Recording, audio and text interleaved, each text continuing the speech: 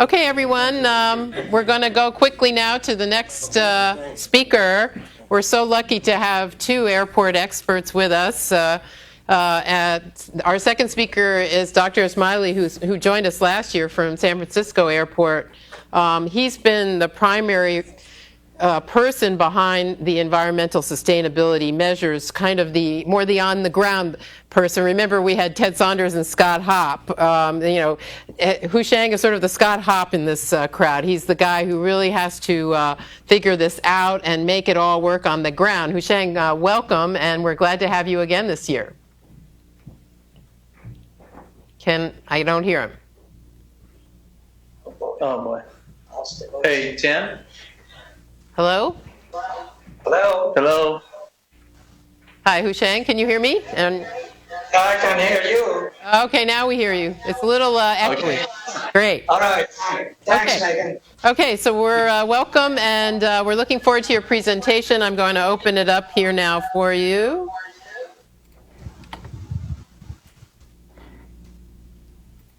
Okay, so please proceed, and we'll be asking a few questions along the way. And as you know, we're a little short on time. We have 50 minutes. All right. I'll try to fit it into that time window. All right. As Megan said, I'm going to describe the San Francisco Airport's environmental sustainability program. And just a brief introduction of San Francisco Airport. We are located about 14 miles south of the city, along the shores of San Francisco Bay. And we have 5,200 acres of land and 4 intersecting runways. Other information, we were the 7th busiest airport in the U.S. last year, and 40 million passengers in 2012. Our environmental sustainability program has about 12 elements. We have air and water quality, solid waste management, noise mitigation, ecological protection, energy efficiency and renewable energy, green buildings, carbon footprint, climate action plan, and climate adaptation and sustainability plan development. And I'm going to briefly mention a little bit about each one of these program elements. In terms of air quality improvements, we are using hybrid and electric fleet vehicles. 1/3 of our fleet of 528 vehicles are now hybrid or biofuel driven. The balance will probably change in the next 4 years. All shuttle buses at the airport are converted to CNG or biofuel. And we also developed a rapid transit connection to the airport by funding 10% of the $2.2 billion capital cost of that connection. We have built an air train system at the airport that connects all of the terminals and the rental car facilities. And by doing this, we have eliminated 1 million acres of driving by shuttle buses at the airport. And we have also incentivized the taxis and the limousines to become more fuel efficient by giving them a priority in terms of passenger service. And finally, we have incentivized the employees. The airport has spent about $500,000 to incentivize the employees to use public transit. In terms of water quality control, the airport operates 2 wastewater treatment plants, a sanitary and an industrial plant. And we have also built 8.6 million gallons of retention basins for stormwater runoff. So we collect all the stormwater runoff from the first flush of the first major storm in these basins and treat it in our industrial wastewater treatment plant. We also developed and implemented the stormwater pollution prevention plan and spill prevention, control, and countermeasure plans. These are plans with instructions and equipment and staff assigned to them to prevent pollution from stormwater runoff and spill. In terms of air quality, come back.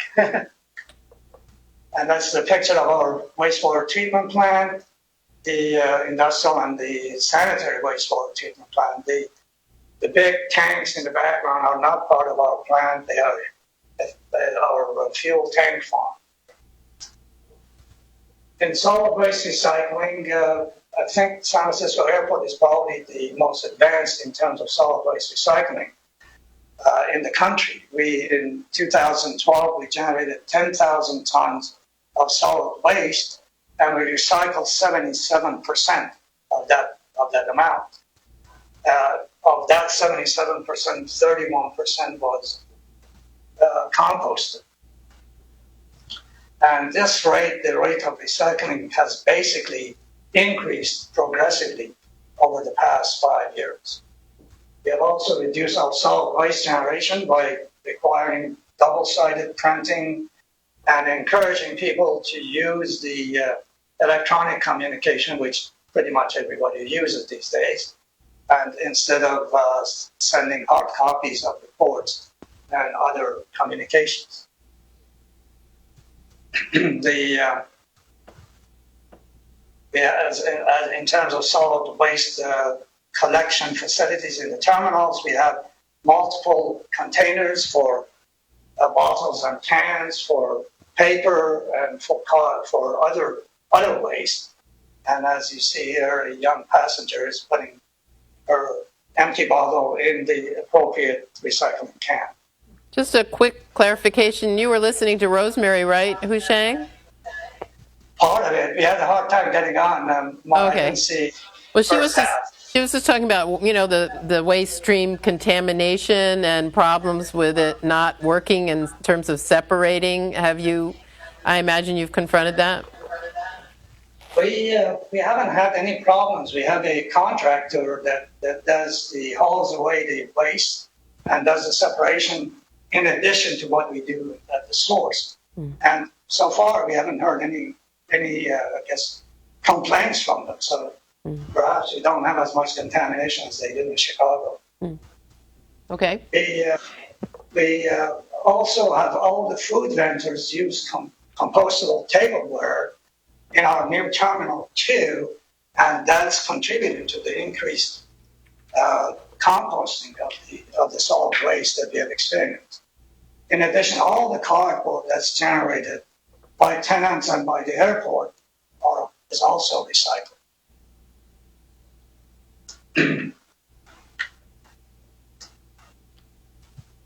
In terms of noise mitigation, we have implemented a comprehensive noise mitigation program, which has involved insulating 15,000 homes and businesses within the 62 decibel contour map at a cost of about $183 million.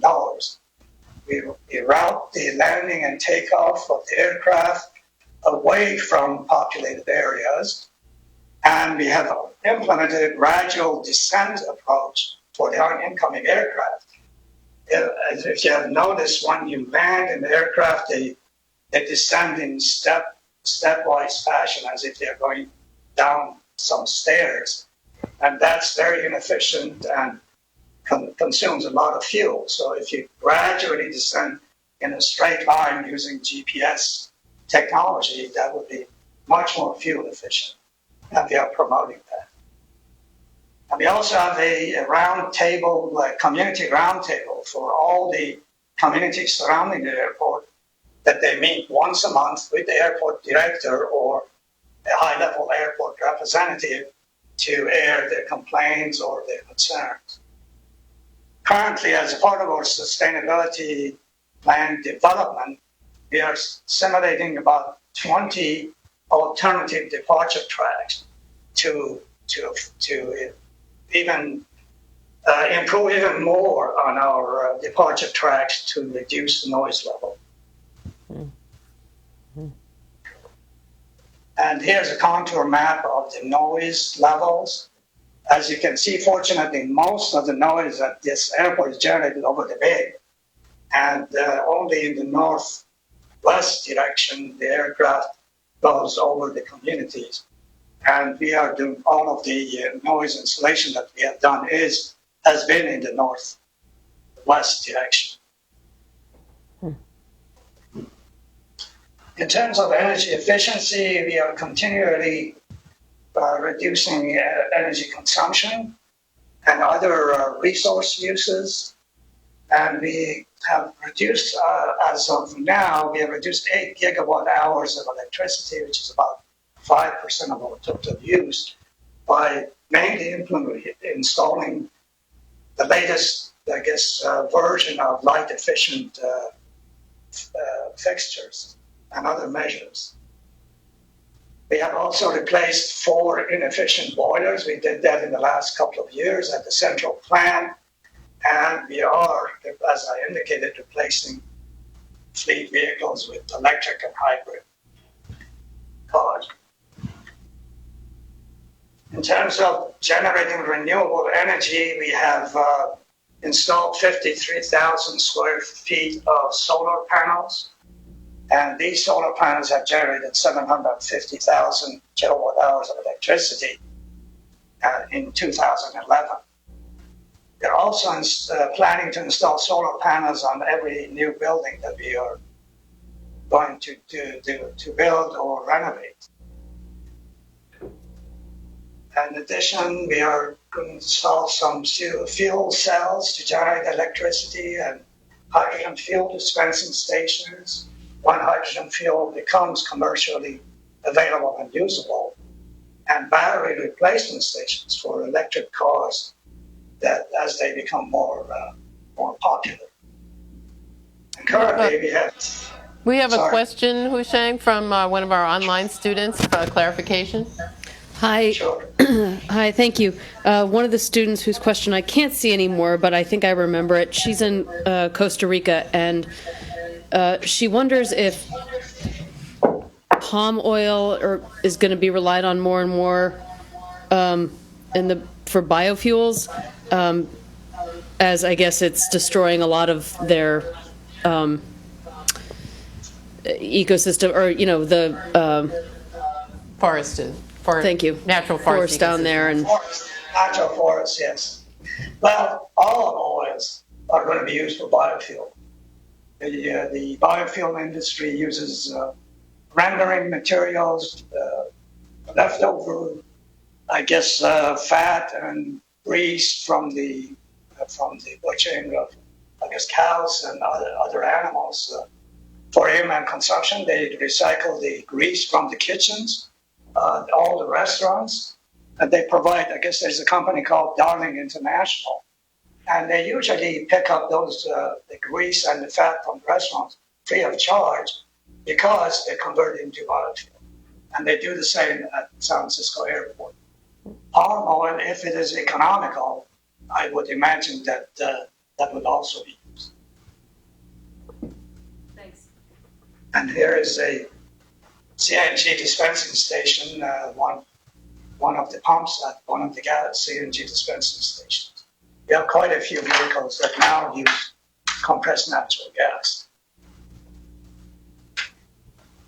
In terms of ecological protection, San Francisco Airport is 5,200 acres, but we only use 2,500 acres of it, or 2,700 to be exact, for the runways and the other facilities. And the other 2,500 acres is shoreline and seasonal wetland and upland habitat. And we are also vested with the responsibility for protecting the habitat of the San Francisco garter snake and the red-legged frog. And we have duly devoted 180 acres, which was their natural habitat. We are preserving that habitat for these two species that are, by the way, listed on the federal and state endangered species list. here's a picture of the San Francisco garter snake. I haven't seen a prettier snake anywhere in the world. And on top of that, it's non-poisonous, which is partly a problem because the neighborhood kids go into the habitat and capture these for a pet. Take it home. Yeah, it's really beautiful. Yes, there's a red-legged frog. Unfortunately, the frog gets the short end of the stick because they're eaten by the snakes. In terms of green buildings, the city requires all city buildings to be new and renovated buildings to be LEED Gold certified that are more than 5,000 square feet. And at the Airport Commission also has established the same requirement for our buildings. And in 2011, we built the renovated Terminal 2, our newest terminal, to LEED Gold standard at the cost of $370 million. And the terminal includes a lot of the other features that Commissioner Rosalind was indicating for their airport, such as hydrants for people to hydration stations for people to fill up their bottles that they would have to empty at the security checkpoint.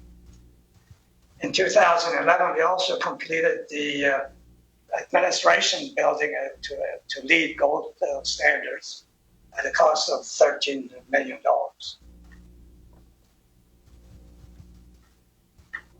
Keep going back. Sorry. Currently, we have three buildings, under construction that are going to be to LEED Gold or higher standards. The new FAA traffic control tower, the renovated boarding area in Terminal 3, and renovated Terminal 3 checkpoints.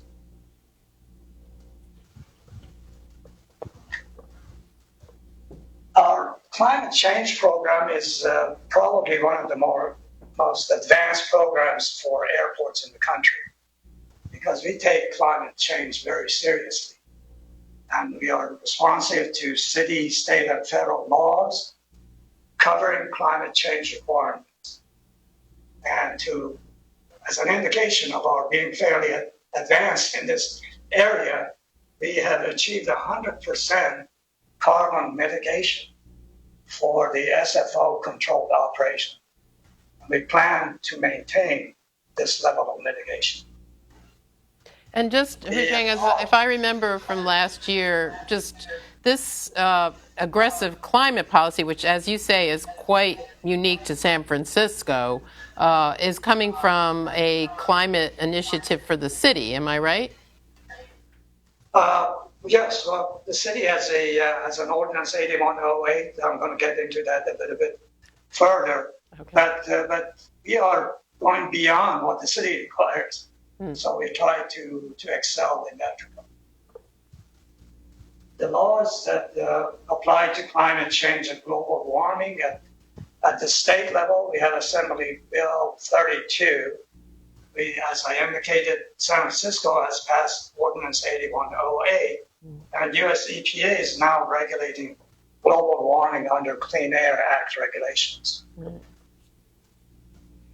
The Ordinance 8108 is more strict than even the state Assembly Bill 32 because it requires that we reduce our footprint for city departments by 25% below 1990 level by 2017, 40% below 1990 level by 2025, and 80% below 1990 level by 2050. Assembly Bill 32 requires 1990 level by 2020. So we are being more strict than even Assembly Bill 32. And US EPA regulates the global warming on a case-by-case basis, and we are not subject to the EPA regulations because we don't generate enough carbon emissions at this time. The legal compliance schedule for these laws under Ordinance 8108, we submitted an annual plan in January 2009, and we have been updating that every year since. Assembly Bill 32 also requires annual inventory of energy consumption and compliance status. But again, we are not subject to this bill because we don't generate enough to fall under the bill. Our climate action, we have developed a climate action plan for the past several years. And part of the climate action plan was to quantify the carbon footprint of all the activities at the airport. And in order to do that, we have categorized our carbon emissions. Category 1 is for SFO-controlled operations, for commission facilities and equipment, including employee commute and also the public traffic on SFO-controlled roads. Category 2 is enterprise operations, airlines landing and takeoff to an elevation of 3,000 feet, and airport support, airline support services, all the delivery trucks and all the other equipment services that airlines require, and the same for concessionaires and the U.S. Post Office and so on. And category 3 relates to passenger airlines cruising to their next destination, and passenger commute to the airport, and delivery activities, all sorts of delivery activities to the airport. These are the equivalent. Now, these categories, we have to define what is the boundary for each one of these categories. And physical boundary. We just had a category, quick question. Are these the same as scope 1, 2, and 3? They, in general, each category includes all 3 scopes because we want it to be comprehensive. For example, in category 1, traffic on SFO-controlled roads is a scope 3. Employee commute is a scope 3.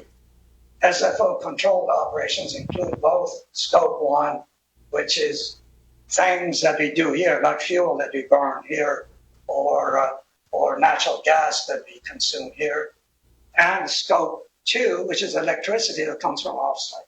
So I guess we are going again beyond the regulations and the requirements to be really comprehensive. And category 2, the physical boundary, is SFO, physical boundary of SFO, and the space around SFO to 3,000 feet, plus the tenants and employee commute for the tenants and airline. And category 3, the boundaries for this category, is the Bay Area, California, USA, and the world, depending on where the aircraft go from here. If they go from here to London, we are responsible for that leg of the trip.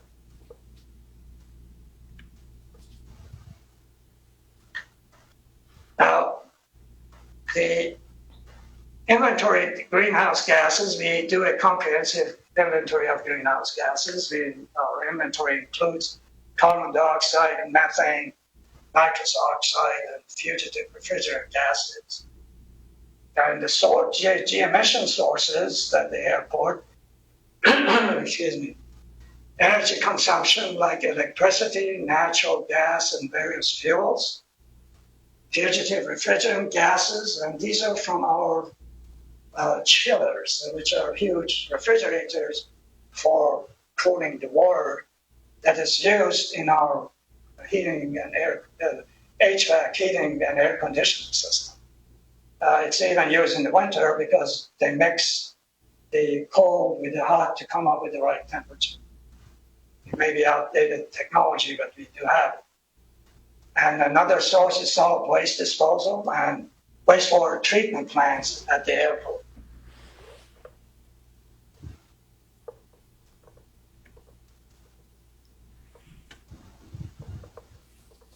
the category 1 GHG emission sources, these are some of the numbers that we had.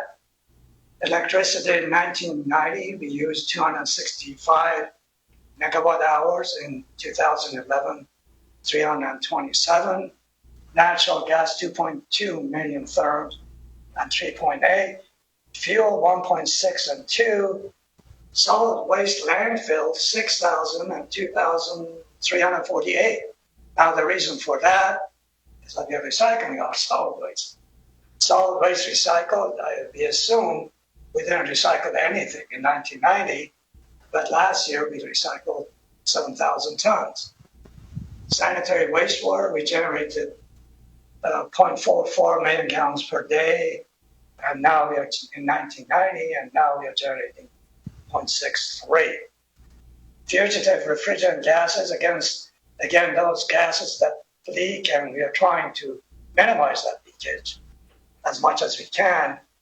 1,330 pounds of R12 compared to 1,122 pounds of R134A.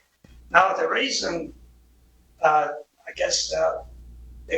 put the R12 there is because R12 was a refrigerant gas which was very detrimental to the ozone layer and also was 7,500 times as warming as carbon dioxide. But R134A, we have changed all of our chillers to R134A, which is not an ozone depleting gas, and it's only 1,300. 1,300 is not that good, but it's better than 7,500. Sorry. Now, in terms of the quantities, sorry? Nope, go ahead. Question. Okay, it was in the hallway. In terms of the GHG emissions, for electricity, we had 17,500 in 1990 and 4,800 in 2010. The reason for this is we have hydroelectricity. And when it rains a lot, we have a lot of hydroelectricity. When it doesn't, we don't have as much. So we have to get electricity from the utility, local utility, which gets it from coal or natural gas, and they also have nuclear. So in 1990, we probably had a drought year. That's why we had 7,000 tons. But 2010, we had lots of hydroelectricity and very low, 4,800. Natural gas was 11,000. Last year, 20,000. Fuel consumption generated 15,000, and last year, 17. Refrigerant gases, which I mentioned, 4,800 tons versus 740 tons, because we changed the refrigerant gases. Solid waste disposal, again, 2,600 versus 800. Reason being, we are not landfilling as much solid waste. Wastewater treatment, it generates some global warming gases when you treat the wastewater, and 235 versus 373. So in 1990, we had 52,000 tons, and that's the basis for setting targets for us to meet in 2017, 25, and 50. And last year, we had 44,000 tons.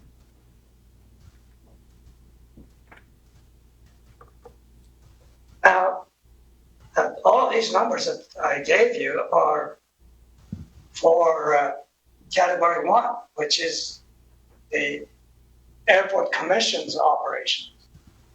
And they pay it in comparison, unfortunately, category 2 and category 3.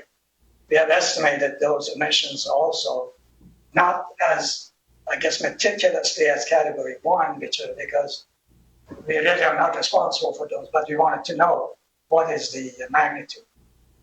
And they are in the hundreds of thousands, 839,000 in 1990, and 676,000 in 2010, and 749 in 2011.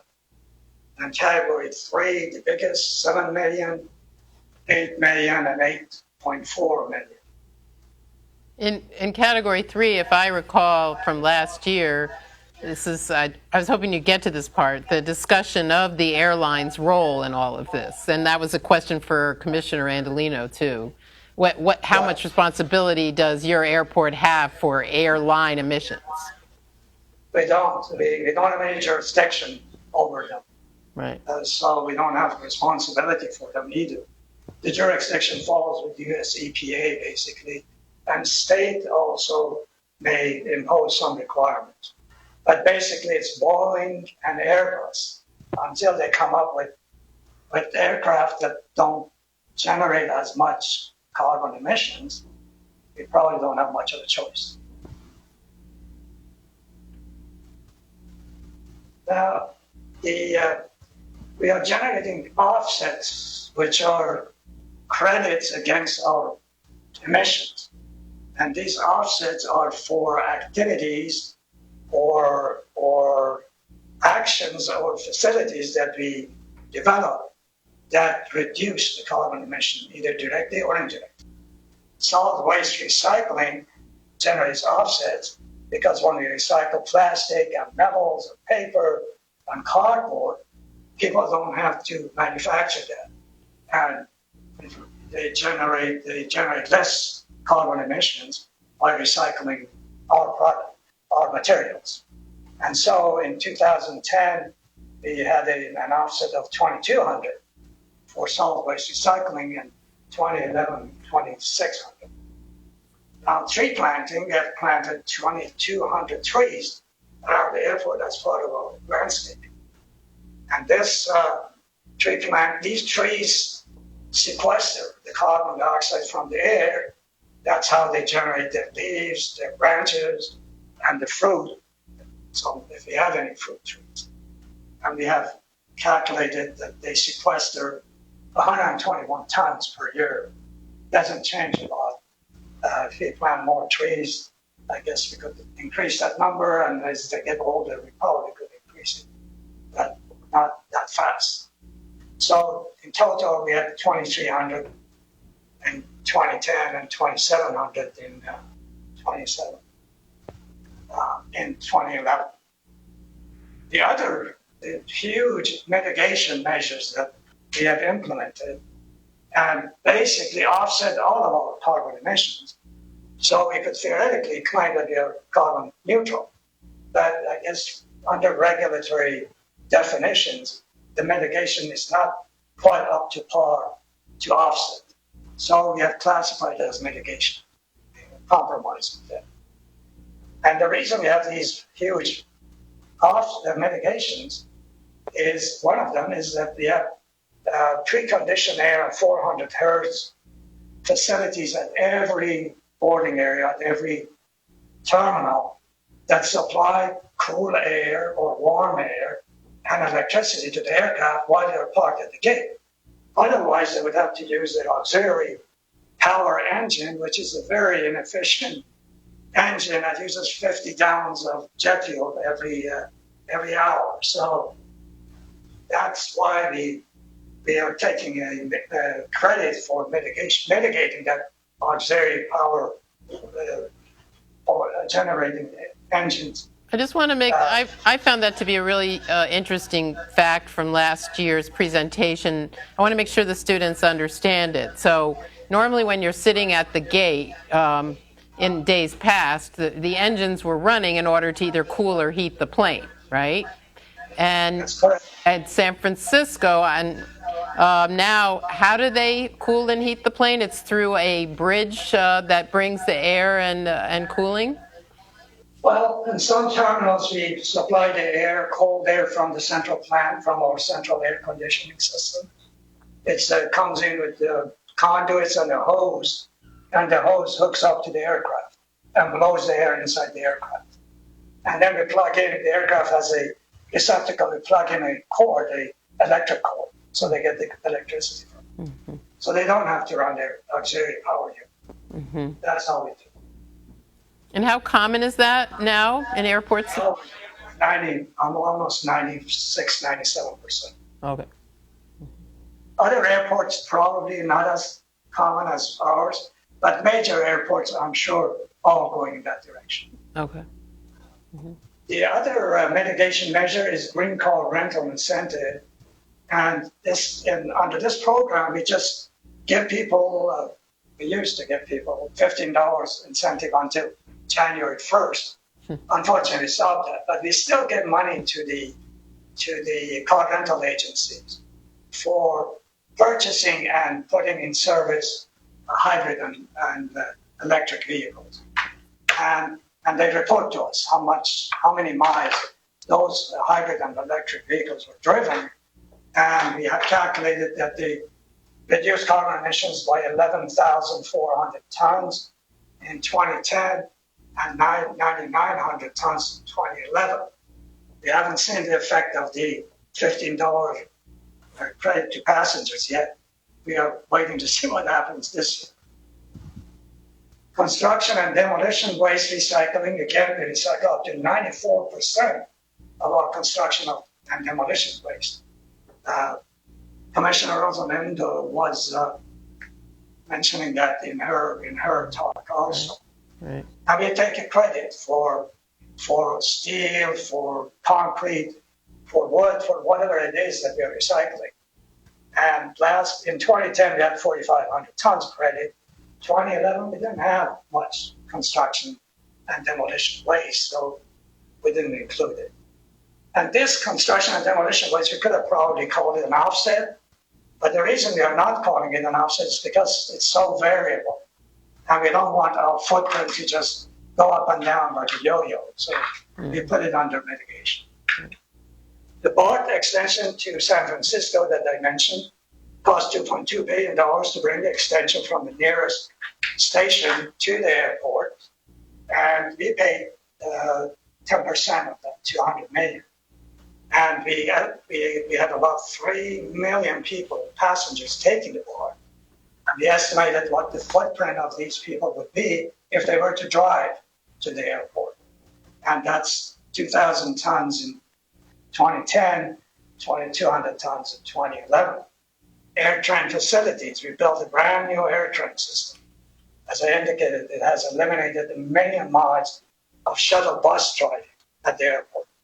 And that's about 1,800, 1,900 tons per year.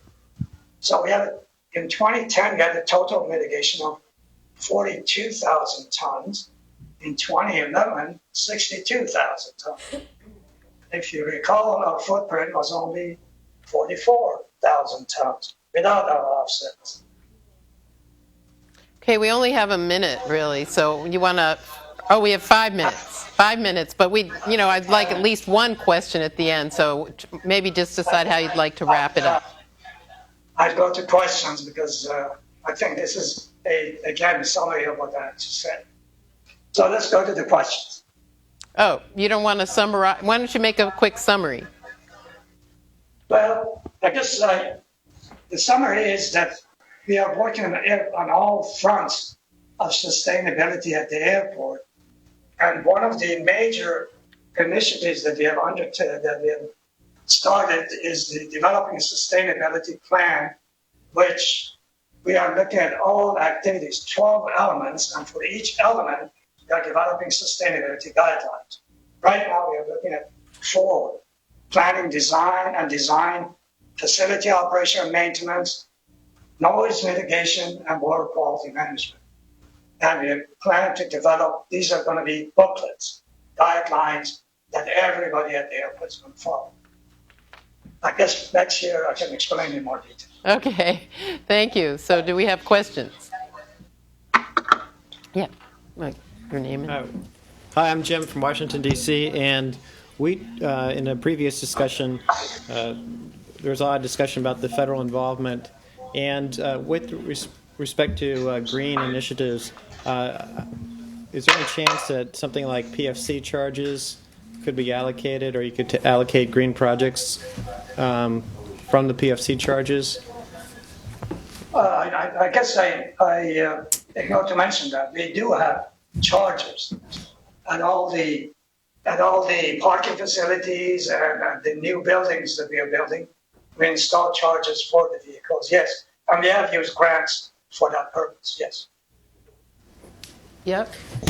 Someone from online just wanted to know more about the green car rental program, which, what you just said, I'm sure is part of it, but. Yes. Well, the green car rental program is a subsidy that the airport provides to the car rental agencies so that they would purchase and deploy hybrid and electric vehicles. And we were also giving, as I indicated, $15 per passenger for renting those cars. That program was, came to an end in December. Why did it come to an end? We do see people renting those cars at an increasing pace. Oh, so maybe they didn't need the incentive anymore. Yeah. Well, I guess that's what we thought. So we'll see. This year we'll see. Yeah, they're hoping. Subsidy? Climate action. The passengers. Anybody who I actually did it once. If you rent a hybrid from a rental agency, you get a $15 discount. Yeah, but yeah, that was before it ended.